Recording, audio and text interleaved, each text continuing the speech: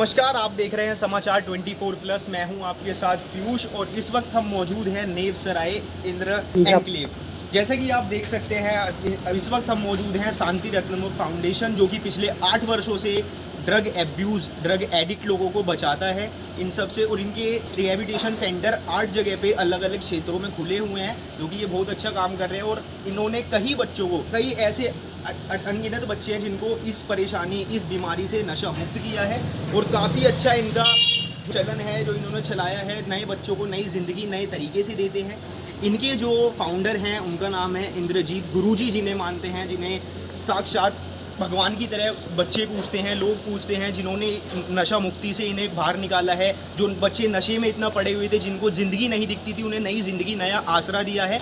चलिए आपको दिखाते हैं और बताते हैं पूरी रिपोर्ट, बने रहिए हमारे साथ। तो बात करते हैं जो शांति रतन जो फाउंडेशन है उनके संस्थापक सदस्य, और या कहें कि जिन्होंने स्थापना की है इसकी, और लगातार जो है शांति रतन फाउंडेशन प्रगति के पथ पे आगे जा रहा है।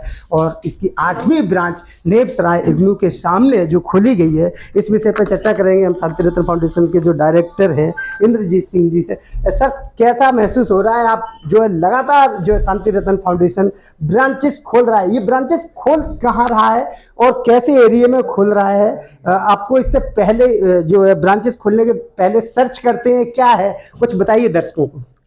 ऐसा कुछ नहीं है। हम लोगों के ऑलरेडी इतने सारे रिहैब्स हैं, तो जहाँ से हमें लगता है ज़्यादा कॉल्स आ रही है तो ऑब्वियसली उनके पास अवेलेबिलिटी नहीं है रिहैब्स की, तो इसलिए हम उसी तरीके से नए नए रिहैब्स ओपन करते हैं जहाँ पर लोगों के पास रीच नहीं है, वहाँ पर जाकर लोगों को मैसेज दें और उनको ठीक होने का आश्वासन मिले। जी, तो जो शांति रत्न फाउंडेशन है इसकी ये 8वीं ब्रांचेस है, और आपने एक इंटरव्यू में पहले कहा था कि हम 7 ब्रांच 2023 तक खोल देंगे, तो 7 ब्रांच को पार करके ये 8वीं ब्रांच खुल गई है। कैसा लग रहा है, और आगे ये शांति रत्न फाउंडेशन आगे और कहाँ तक ले जाने वाले हैं आप लोग? आगे का तो देखिए किसी को नहीं पता है, सब ऊपर वाले की मर्जी है। बाकी हाँ, हमारा 2023 तक 7 ब्रांचेस का टारगेट ही था, बट फॉर्चुनेटली पता लगा कि यहाँ पर एडिक्शन बहुत ज़्यादा फैल रहा है और बच्चों को इलाज की ज़रूरत है। तो हमारे ही यहाँ से निकला हुआ एक बच्चा था लक्ष्य,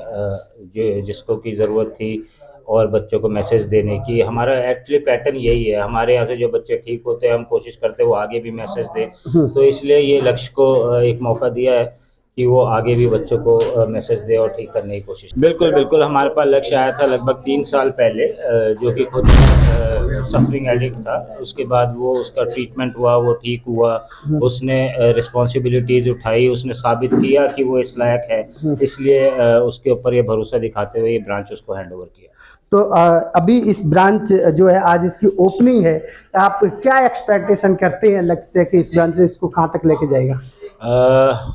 ऊपर वाले की कृपा है हमारे ऊपर, और इनका अगर मेहनत रही थोड़ी सी तो बहुत आगे जाएंगे।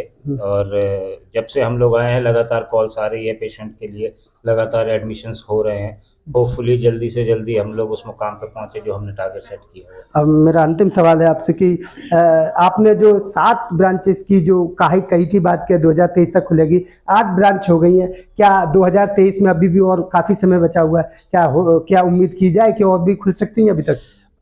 देखिए अभी चल रही है बात, मेरे ख्याल देहरादून में या पंजाब में वहाँ की गवर्नमेंट से बात चल रही है, तो हो सकता है आने वाले समय में या तो एंड ऑफ दिस ईयर या बिगिनिंग ऑफ नेक्स्ट ईयर हम लोग वहाँ पर भी एक ब्रांच ओपन करें।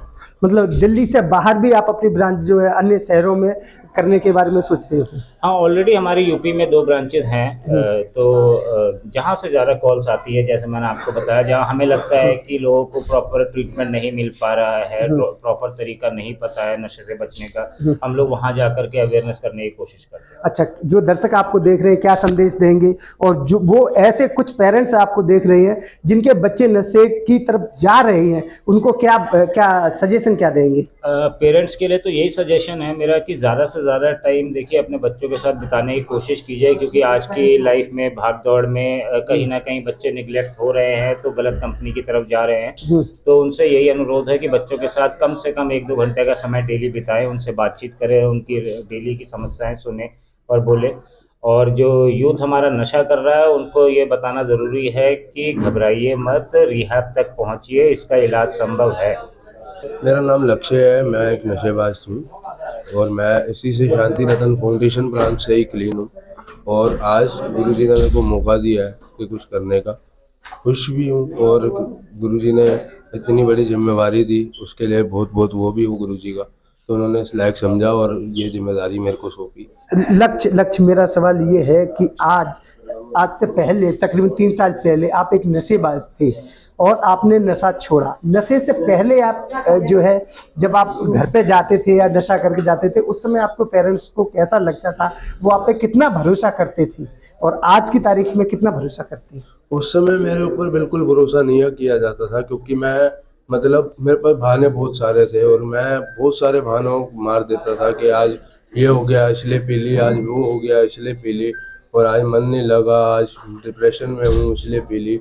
मतलब उस समय मेरे ऊपर बिल्कुल विश्वास नहीं था घर वालों को, और आज मतलब हर एक चीज़ पे विश्वास है और हर एक चीज़ पे मतलब साथ खड़े हैं और मतलब हर एक चीज़ में साथ दे रहे हैं। लक्ष्य, क्या आप शांति रतन फाउंडेशन में जिस समय भर्ती हुए अपने इलाज की तरफ से कि आप इससे दूर चले जाएं, नशे की लत से दूर चले जाएं, इसलिए, और 3 साल के बाद जब आपका इलाज हो गया, आज उसी शांति रतन फाउंडेशन के जो डायरेक्टर उन्होंने भी आप पे इतना विश्वास जताया, इतना भरोसा किया है कि आपके लिए एक नई ब्रांच ओपन करके दी है जिसका नाम भी शांति रतन फाउंडेशन के नाम से आप लोगों को और ठीक करेंगे, तो आप कितना कॉन्फिडेंस है इस काम को करने के लिए? मैं अपने फुल एफर्ट दूंगा, जितना मेरे से हो सके उससे ज़्यादा ही दूंगा, और मतलब जो मैंने सीखा है वैसे ही बिल्कुल उनको भी सिखाऊंगा, उनको भी वही सीख दी जाएगी। और जैसे जैसे मीन्स के क्या कहते हैं, उनको फ्रीडम भी दी जाएगी पूरी पूरी, और उनको जैसे मतलब जो गुरुजी ने मेरे को दिया है वैसे ही उनको दूंगा। योगेश जी, आज आपके सुपुत्र के नाम एक संस्था का ओपनिंग हुई है।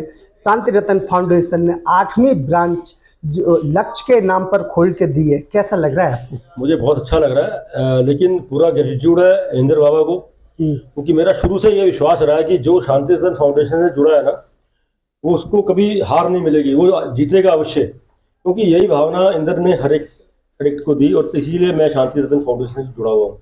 मैं अपना काम धंधा भी उस पर भी शायद ध्यान नहीं करता इतना, पर अगर मुझे लगता है कि कोई मेरी ज़रूरत है कहीं पर भी इन बच्चों को, इन एडिक्ट्स को, तो मैं उनके साथ खड़ा हो जाता हूँ। और ये सारी फीलिंग जो है ना, मेरे को गुड फील फैक्टर जो है इंद्र बाबा के कारण आता है, क्योंकि जब मैं ये देखता हूँ कि वो अपने सभी बच्चों के ऊपर पूरा हाथ रखता है और कोशिश करता है कि उनको ऐसी अच्छी फीलिंग मिले कि वो बच्चे बाहर हो। तो आज जब इंद्र ने ये बहुत प्लान बनाया कि हम इसको लक्ष्य को भी आज जिम्मेवारी देनी है, क्योंकि वो इसके विधायक हुआ है, तो उनका बहुत ग्रेटिट्यूड है, क्योंकि उन्होंने इसको इस काबिल समझा है।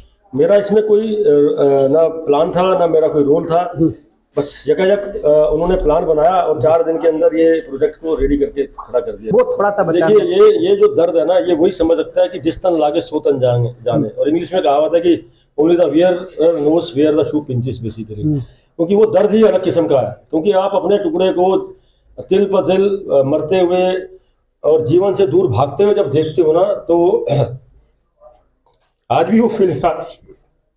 लेकिन थैंक्स टू इंद्र जी, अरुण, इसने इंद्र ने लक्ष्य को अरुण के हाथों सौंपा कि अरुण तू ही इसको आगे बढ़ा सकता है। और इस पूरी टीम ने मिलकर शांति रतन के अंदर जो एटमॉस्फेयर है ना, मैंने दोबारा मुड़ के नहीं देखा इसकी तरफ।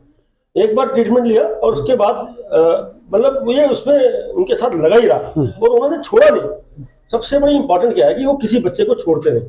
कोई भी फीलिंग में आता है, कोई परेशानी में आता है, वो कहते हैं आओ हम साथ में, हमेशा साथ में। बिल्कुल योगेश जी, आप भावुक हो गए बात करते करते। नेचुरली जब बेटा इस परिस्थिति में होता है तो पेरेंट्स भावुक हो जाते हैं। जब आज से 3 साल पहले की बात की और अब आज जो लक्ष्य के बारे में आपसे पूछा जाए कि अब लक्ष्य के बारे में आपका क्या विचार है, तब आप क्या कहेंगे? आज ये मेरा विचार नहीं है, इसके गुरु ने इसको उस विचार के अनुसार समझा है, योग्य समझा है, तो शायद उसको ये जिम्मेदारी आज दी है। तो ये बहुत बड़ी बात है, क्योंकि आज मेरा आकलन नहीं है, मैं एक फैमिली हूँ, वो एक खुद एडिक्ट रहे हैं। उन्होंने भी बहुत लंबी यूजिंग करी है और बहुत लंबी उनकी क्लीनिंग टाइम है, और 8वां सेंटर आज उन्होंने खोला है। तो उन्होंने आज अपनी निगाह से इसके अंदर कुछ बदलाव देखे हैं, तभी से जिम्मेवारी शायद दी है, क्योंकि मैं आकलन अब करने के लायक ही नहीं हूँ। बिल्कुल मेरा अगला सवाल ये है कि कुछ समय पहले लक्ष्य खुद नशे का एडिक्ट था, अब आज के बाद से लक्ष्य उन लोगों का इलाज करेगा, उन लोगों को समझाएगा जो नशे के लत में डूबे हुए हैं, नशे के दंदल में फंसे हुए हैं, तब आप कितना गौरवान्वित अपने आप को महसूस करेंगे। जो वो क्षण कैसा होगा जब लक्ष्य खुद जाके नशेबाजों से कहेगा कि इस बीमारी से दूर हटो। शायद वही क्षण ना एक एडिक्ट की जिंदगी में, मेरी जिंदगी में नहीं, मैं एक पेरेंट हूँ, फैमिली में मुझे खुशी होगी, लेकिन आज जो एडिक्ट है ना, जब वो आगे बढ़ के दूसरे एडिक्ट की हेल्प करता है ना, उससे बड़ा क्षण नहीं होता, उससे बड़ा ईश्वरीय कार्य भी नहीं होता।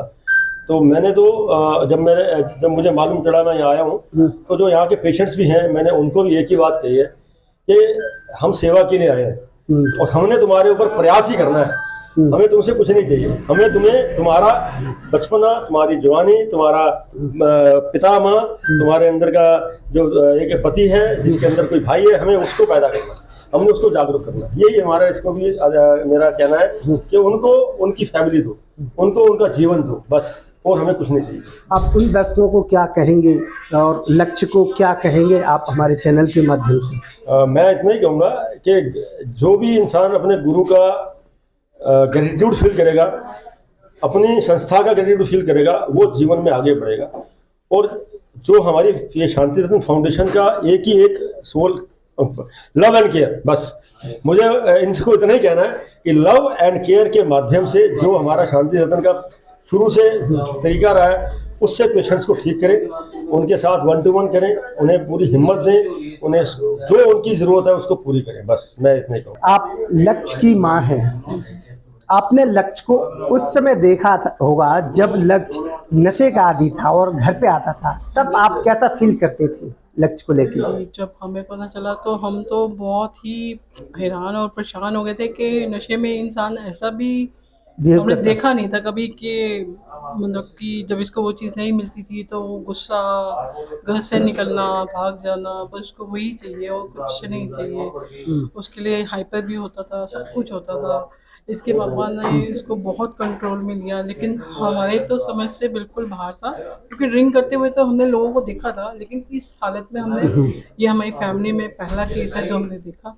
मैं आपको बता दूं कि मैं अपने दर्शकों को ये बताना चाह रहा हूं आपके माध्यम से कि जिन दर्शकों के बच्चे उसकी तरफ जा रहे हैं, नशे की तरफ जा रहे हैं, वो आपको सुने और वो अपने बच्चों को उस तरीके से केयर करें। इसलिए मेरा अगला सवाल आपसे ये है कि लक्ष्य कैसे बहाने लगाता था जब वो उसको पैसे चाहिए होते थे कोई चीज लाने के लिए, तब वो क्या क्या बोलते थे आपसे, वो बताइए।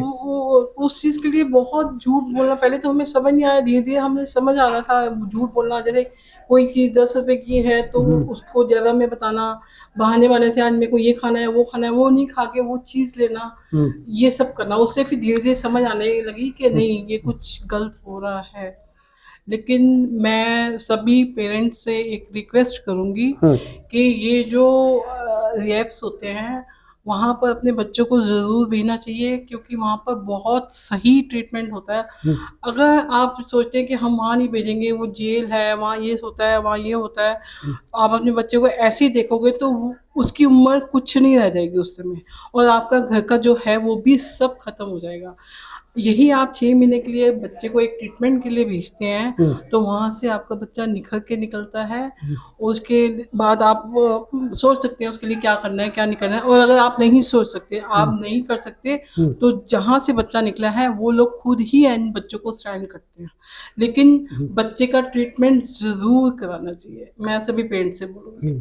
जब लक्ष्य को आपने उस परिस्थिति में देखा, और वही मैंने जो लक्ष्य के पिताजी से सवाल किया, आपसे भी पूछ रहा हूँ, आज लक्ष्य खुद नशे से खुद बाहर निकाला उसने अपने आप को, और अब दूसरे बच्चों को नशे से बाहर निकालने की कोशिश कर रहा है, और आज के बाद से करना शुरू करेगा। आज ओपनिंग में आप सब लोग आए हैं, क्या कहेंगे आप लक्ष्य के लिए? नहीं, ये तो बहुत अच्छा काम कर रहा है लक्ष्य।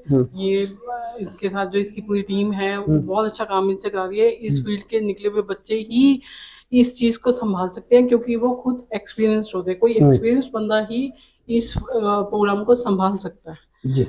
तो चलिए ठीक है।